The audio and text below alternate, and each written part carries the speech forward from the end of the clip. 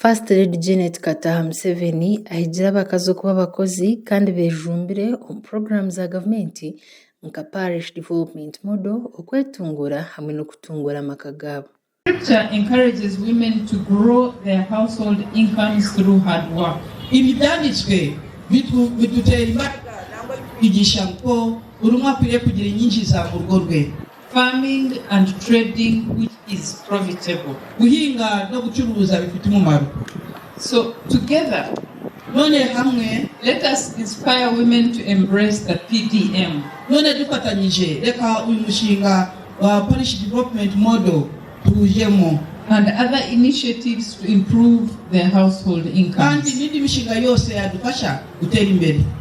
Ayonjiri yahanangiriza abakazi okurebuka ngo butosha bakuriza abana mu dini okwenda ngo babico kureberaho.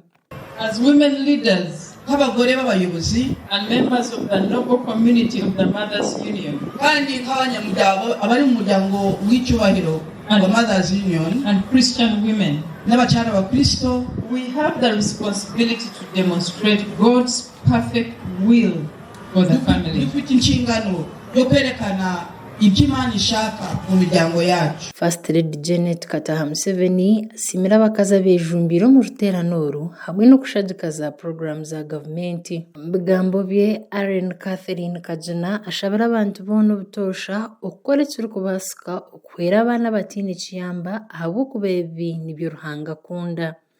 Mirimo mukora Omumakaganyu mu mago yanyu torukumanya omwana urukwisha kurugamo ntabwo uzi umwana uzavamo ko azaba ruhanga hakwenda kumuti ntuzi Imana izamujana izamugeza. Emirimo y'umukoro mu community home, imirimo dukora mu cyaro dutuye tokumanya omuntu wakwataho ntabwo uzi umuntu ugiye gufata ku buzima bwe abo kuba wakwataho kuko umufasheho ruhanga hakuza kumuti.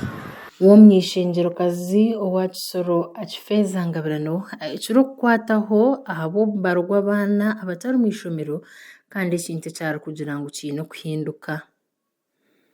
Ninyenda kumanyise omujenyi witu mukuru ngo bate kimazire ko buzavinga ngo abana hati babishiki nibo abakuru kuretwa hansi abarya hansi bagenzire barabinji kurunji mu mashomero konka bojo bari kusigara genyuma.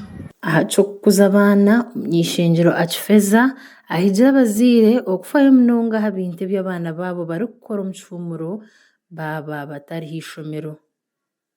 Dufite ibizibu by'izi high technology ziri kuza za computers amasimu.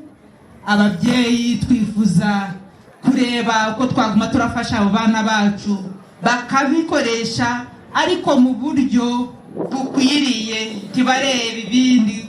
We President wa Mothers Union omu burenge bw'izuba Lay Canon Jean Nyonyozi Magezi ashabire government kuteka hishomero y'ebe mukono omu diocese okwongera emyogo mu bantu okukira munonga abo abakorwa mu mashomero.